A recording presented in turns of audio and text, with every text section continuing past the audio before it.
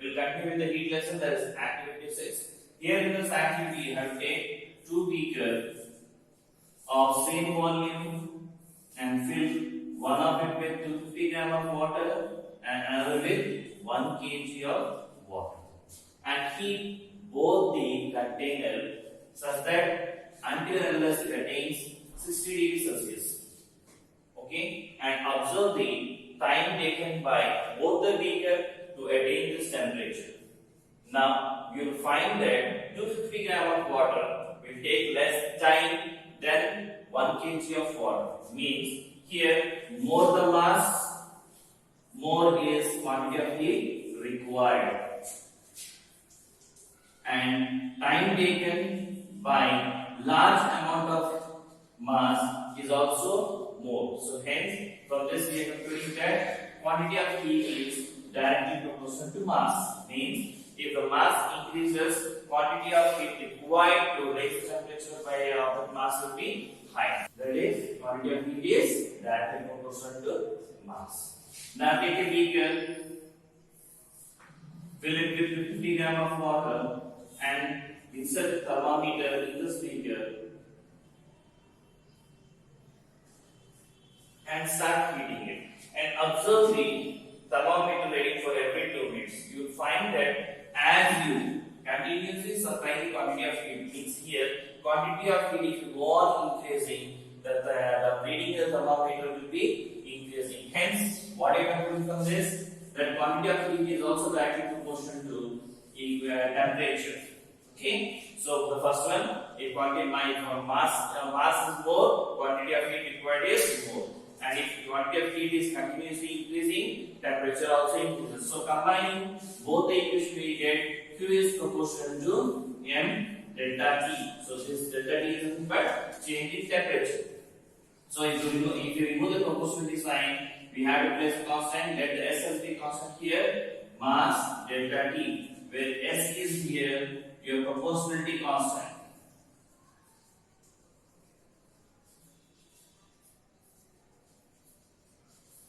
And it is nothing but called as specific heat, as already in activity 2 and activity 4, or as I said you that different systems will be having different heating capacity or different capacity of absorbing heat or releasing heat, and that character is called as specific heat. So here S is here, nothing but specific heat. Now make S as subject here. S is equal to quantity of heat by mass into delta T. Now let us see the SI unit and series unit of specific heat capacity. So specific heat capacity, SI unit is quantity of heat is measured in joule, mass is measured in kg, and temperature in SI unit is Kelvin. So the unit of specific heat capacity in SI unit is joule per kg Kelvin. This is your SI unit of specific heat. Now let us come to the CGS unit of specific heat. Same thing. Q is measured in calorie, mass is measured in gram, and degree Celsius. So SI unit of specific heat capacity joule per kg Kelvin, whereas CGS unit of specific heat capacity is calorie per gram degree Celsius. So these are the 2 units of specific heat capacity. Now let us come to the application of specific heat capacity. So water has the highest specific heat capacity. So generally our earth is covered with 70% of ocean, which is covered with water, and water has a high capacity of absorbing heat. So earth is also called as stored energy of house or house of stored energy. Earth is called as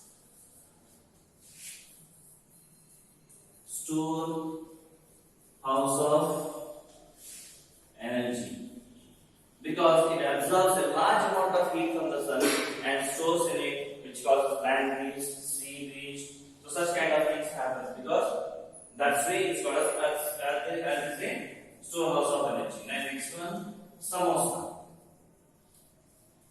So when you eat a hot samosa, that is immediately when it is taken out from the oil, and you see it seems that the surface of the samosa is cool. But when you bite one part of a samosa, you will feel that the ingredients which are present in the samosa is hot, because the ingredients which are present in the samosa mostly contains of onion, potato, and green peas. So these ingredients has water content in it. So it shows a large amount of heat energy to it. Hence, samosa appears to be cool from outside, but when we see inside, it will be very hot. And the third one, when you bring out the watermelon out of the fridge, it will retain its coolness for a long time, because watermelon is made up of water. Mostly the content which is present inside the watermelon is having high percentage of water, which retains coolness for a long time. So these are the applications of. So activity 7, that is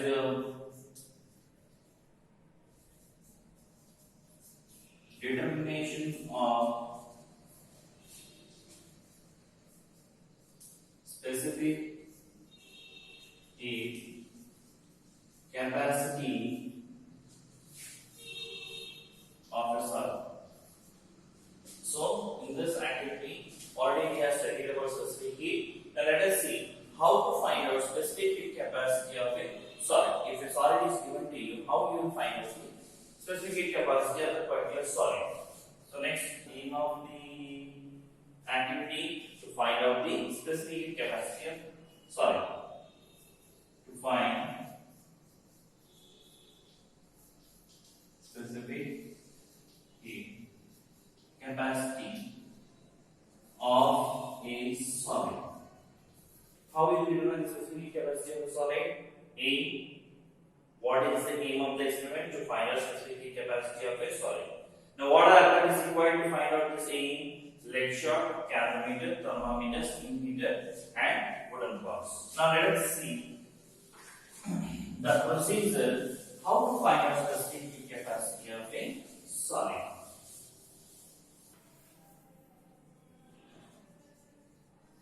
Procedure.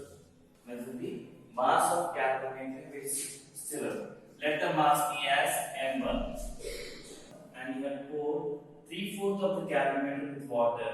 So hence, now you have to find out mass after pouring the water. So mass of calorimeter plus water is going to be m2. So mass of water is going to m2 minus m1. Okay. Now the third procedure.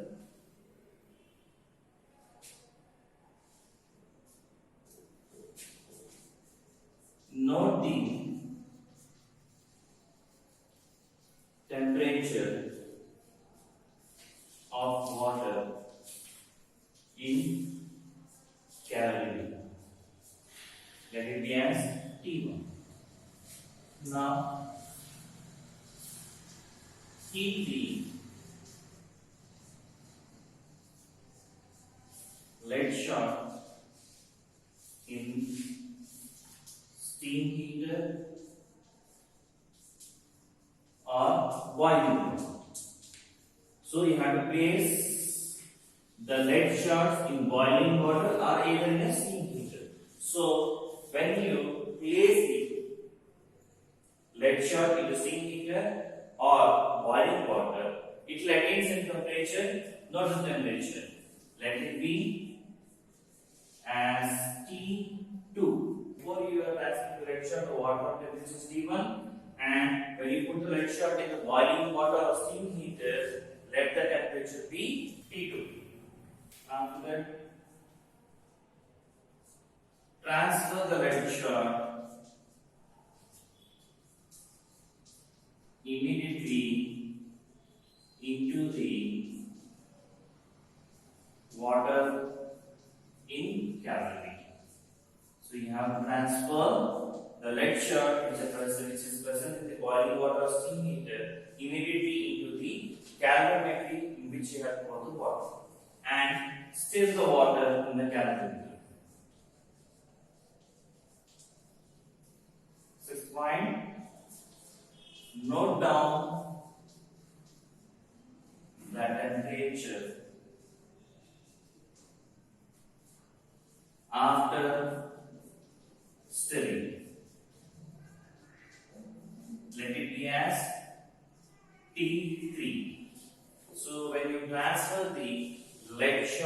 into the water, and if you stir the water, the temperature will be decreased. So now, as you have transferred the lead shot into the calorimeter, you have to find out the weight of the lead shots. So weight of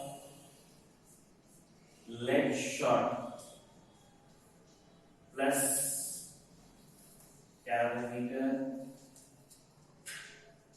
plus water, that will be as M3.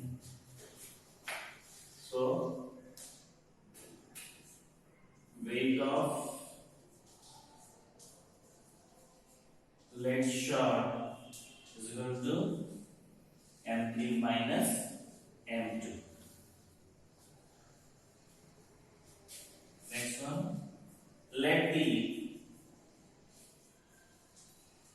specific heat of water be SW,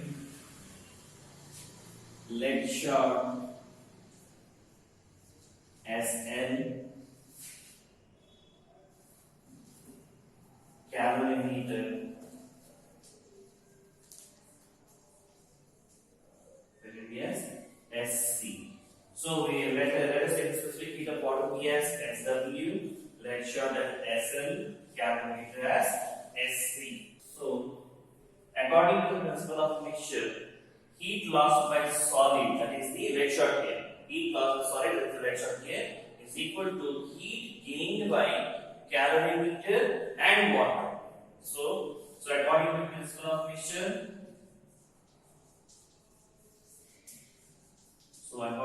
principle of mixture, heat lost by, here in this case, lead shot is equal to heat gained by calorimeter plus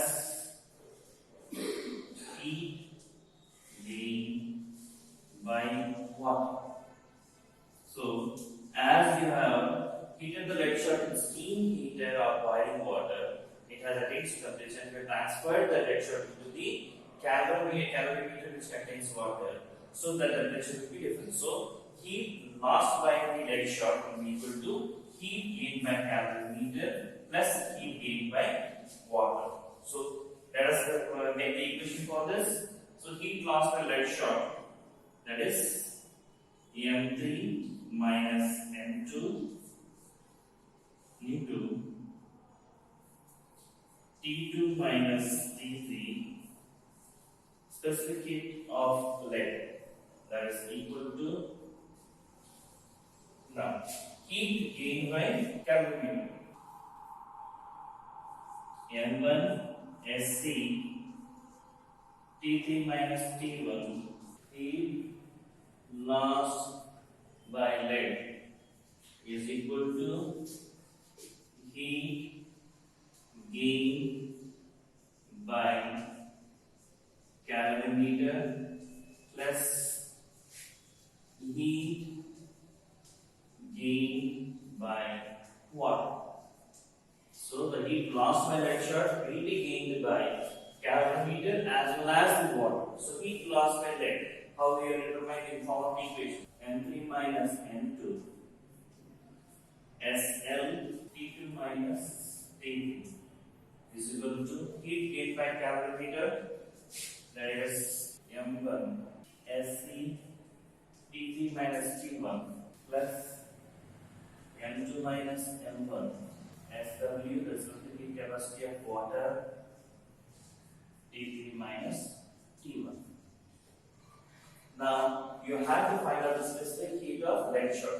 So the specific heat of lead shot, make it as a subject, equal to M1 SC T3 minus T1 plus M2 minus M1 SW T3 minus T1 by M3 minus M2 T2 minus T3.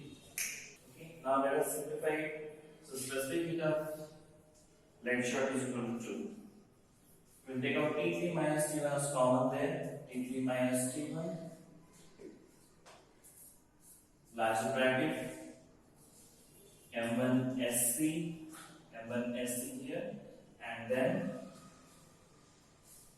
plus M2 minus M1 into SW by the same in our bracket. M3 minus M2, T2 minus T2. So, specific heat of lead shot is nothing but temperature difference, mass, specific heat of calorimeter plus mass again, specific heat of water by mass into temperature difference. So, this equation gives the specific heat of lead shot. So we continue with the lesson heat. Now I am coming to activity 8. So in activity 8, you are going to learn about evaporation. So before coming to the evaporation, what is evaporation? Evaporation is surface phenomena in which a liquid phase changes to gaseous phase at any temperature is called evaporation. So, there is an activity. Let us take two petri dish or you can say china dish. Pour 1 ml spirit in both of them. Keep lid over one of the petri dish and leave the other petri dish open under the fan. After 1 minute, observe the liquid which you have poured into the petri dish. You will observe that the liquid in the petri dish which is open completely evaporates, whereas the liquid which is kept in a petri dish with the lid does not evaporate. So here, what you are finding that the liquid is completely changed into gaseous state. So this state is called as evaporation. Evaporation depends on 4 factors. One is humidity, next is temperature, next is wind speed, next is surface area. Humidity. What do you mean by humidity first of all? Amount of water vapor present in air is called humidity. Amount of water vapor present in air is called as humidity. And it means water vapor present in air is called humidity. How this factor humidity is related to evaporation? If humidity is high, the rate of evaporation will be low. If the water vapor present in the atmosphere is high, the rate of evaporation will be low. Means evaporation takes place very slowly. Okay, and you might have seen, for example, in rainy seasons, wet clothes do not dry faster, whereas in sunny season, that is in summer season, wet clothes dry faster. But in rainy season, wet clothes dry very slowly because the water vapor present in the air is more in rainy season than compared to summer. So humidity depends on evaporation. So evaporation also depends on humidity. If humidity is high, rate of evaporation will be low. If humidity is low, rate of evaporation will be high. Next, temperature. Temperature is directly proportional to rate of evaporation. If temperature is high, evaporation will take fast. Means evaporation rate of evaporation will be very fast if temperature is high. Wind speed. You might have seen when you wipe your floor with a wet cloth and you switch on the fan, the surface dries faster. Then if you don't switch on the fan, it will take a little bit time to dry. But when you switch on the fan, it dries faster. So evaporation also depends upon wind speed. Wind speed is more, rate of evaporation is also high. You might have seen your mother while wiping with the mop or the floors of a house which she wipe, she puts on the fan so that it should dry fast. Next, surface area. If you take a glass of water and pour on the floor. Okay, when you pour on the floor, it won't dry. If you spread it over a large area, the water is spread over a large area with cloth or any broom, you see it dries faster. That means the surface area is larger, rate of evaporation is higher. So here the wind speed is directly proportional to rate of evaporation, and surface area is also directly proportional to rate of evaporation. If surface area is high, rate of evaporation is also high. So this is about your evaporation. So evaporation is a surface phenomenon in which a liquid phase changes into gaseous phase at any temperature. It does not require any temperature. For example, you might have seen pot, the pot made up of clay. If you pour water in it, what happens? The inside water will come on the surface of the pot, which has tiny pores on it, which makes the water cool. So one more thing is that evaporation is a cooling process. Evaporation is a cooling process. It takes place at any temperature. It does not require a particular temperature. It takes place at any temperature, and it depends on surface area. The rate of evaporation depends on surface area, wind, humidity of the place, and temperature. So what is evaporation? Evaporation is a surface phenomenon in which a liquid phase changes to gaseous phase at any temperature is called as evaporation. Evaporation is a cooling process, and you can also say that it is a surface phenomenon. Yes, evaporation is a surface phenomenon. Means the process will take place on the surface of the water. And this cooling process, it takes place at any temperature, and this evaporation, the rate of evaporation depends on 4 factors. They are surface area, wind, humidity, and temperature. Next, activity 9, condensation. So condensation is a phenomenon in which gaseous phase changes to liquid phase, losing heat energy. Now, if you take a cool drink bottle and pour the liquid, or you can say any cool drink bottle. For example, you are taking a Coca-Cola or Sprite anything, which has been taken out of the fridge, and if you pour into the glass, after some time you will see there will be a drops of water droplets present on the surface of the glass, like it is sweating. It is not sweating actually. You will see that the glass is sweating. So why do we find liquid or droplets of water on the surface of the glass? Because as we know that water is present in the atmosphere in the form of water vapor.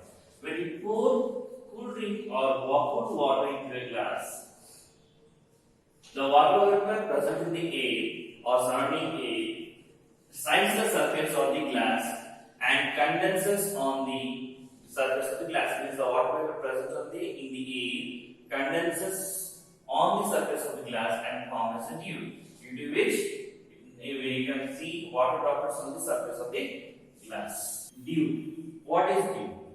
You might have seen in the winter season early in the morning, we can find that there are some few droplets of water on the surface of the leaves, surface of any metal surface, or even on your bike, or on your seat of the seat bike, or anything you might have seen there. Generally in the winter season, due to low temperature, when the temperature becomes low, yes, when the temperature becomes very low, the water vapor present in the atmosphere condenses and forms a droplets on the surface of the substances, and that droplets are called as dew. The dew is nothing but formation of water droplets on the surface of the surfaces due to low temperature. Next is your fog. Fog is also similar thing.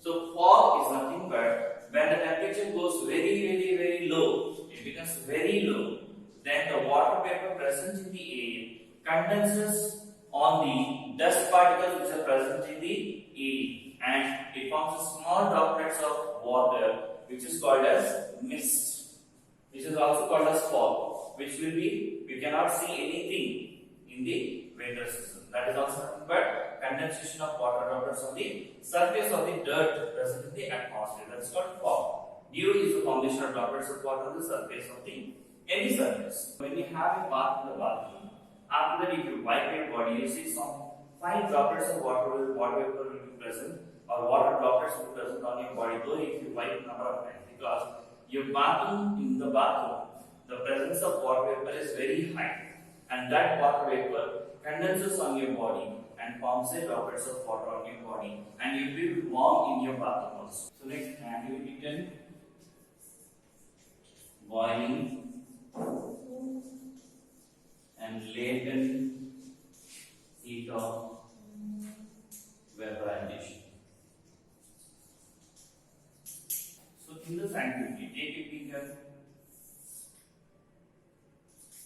fill half of it or the whole of it with the water, and place a thermometer in the beaker and start heating. And every 5 minutes note the temperature of the thermometer. When you start heating the beaker, you will see that the temperature of the water rises from 30 to 40, 40 to 50, 50 to 60, and 60 to 70, 80, and it will reach up to 100. After it reaches 100, though you are supplying heat, the temperature won't raise and the water starts boiling. And you will find that some of smoke-like particles raising up from the water. So here boiling takes place. So when you heat the beaker, the temperature starts rising from 30 to 40, that is the normal temperature, till 100 degrees Celsius. The rise in the temperature will be there in the thermometer. It will stop at 100 degrees Celsius. Though you are supplying heat, but you will find that the water will be starts converting into vapors, that is the gaseous state. And at this stage, the water will be converting into water vapor. So here, though the heat is utilized here, but there is no increase in temperature, this hidden heat is called as latent heat of vaporization.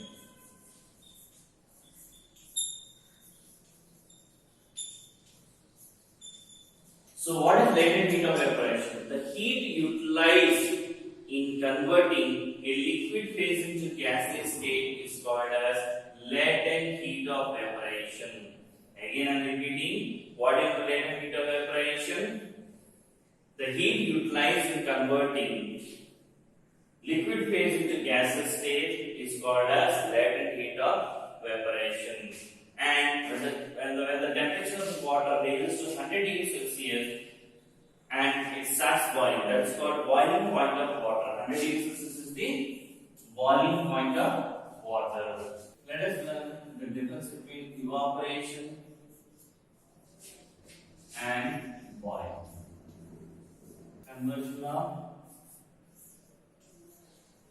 liquid phase to gaseous phase. Boiling is also same thing.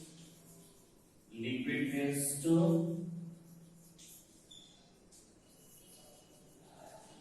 gaseous phase.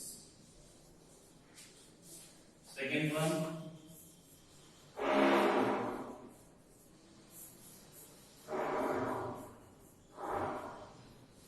it is surface phenomenon. It is a bulk phenomenon. Means the boiling takes place after the complete water in the container attains 100 degrees Celsius. So it takes place completely, and after the complete water is being got heated, the boiling process takes place. So it is called a bulk phenomenon, whereas this is called a surface phenomenon. It takes place at any temperature. Evaporation takes place at any temperature. It does not require a particular temperature.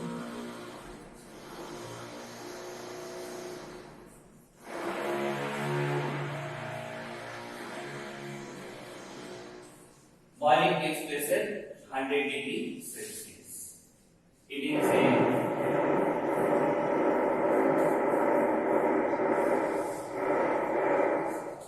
cooling process.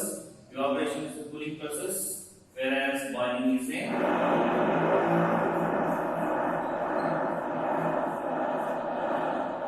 warming process. And the fifth one, it depends upon surface area, wind, temperature, and humidity. It depends upon temperature. And the sixth point here, kinetic energy decreases, kinetic energy increases. So this is the difference between evaporation and boiling. Next is activity 11, melting.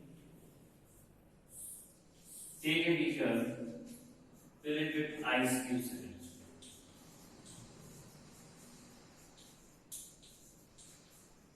And place a thermometer into this ice.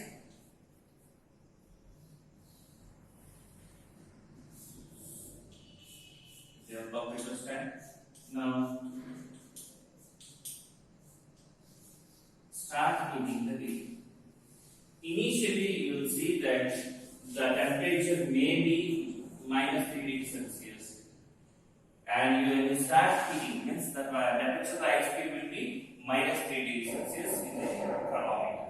When you start heating, it raises from minus 3 to minus 2, minus 1 to minus 1, minus 1 to 0. At this 0, when the thermometer reading is 0, you will see that the reading will be stopped there. Yes, the reading in the thermometer won't raise from 0 degrees Celsius. Though the complete heat is being supplied, there will be no rise in temperature from 0 degrees Celsius until and unless the complete ice cube converts into liquid. That means the heat will, though the heat is supplied, the temperature won't change here until and unless the complete ice cubes, the solid state of the ice cubes are converted into liquid state, that is water. And the heat utilized in this process is called as latent heat of fusion. Latent heat of fusion means here, though the heat is supplied continuously, there is no rise in temperature. That means where does the heat go? The heat is utilized in converting solid phase to liquid phase. The heat is utilized in converting solid phase to liquid phase. So this is called as latent heat of fusion. So what is latent heat of fusion? The heat utilized in converting solid phase to liquid phase is called as latent heat of fusion. And this process is called as melting. And the melting point of ice is 0 degrees Celsius. And the boiling point of water is 100 degrees Celsius. Your activity 12. Water expands on freezing. So it is a common experience that when you fill the water bottle completely up to its mouth and close its cap and keep it in the freezer, after 5 to 6 hours, when the complete water converts into ice, you see the cap sometimes comes out, or sometimes the water bottle also breaks, because water expands on cooling. Water expands on cooling. The best thing how you can say that water expands on heating, if you take a glass bottle and fill completely it with water and keep a mouth, just cap on it, and if you keep it in the refrigerator for 6 to 7 hours, after sometimes you will see that the glass bottle will completely break off because water expands on freezing. So water expands on freezing. That is the only reason why in the Antarctica regions or in the water pipelines burst out due to expansion of water. So here ends the complete heat lesson, which of 10th class that we have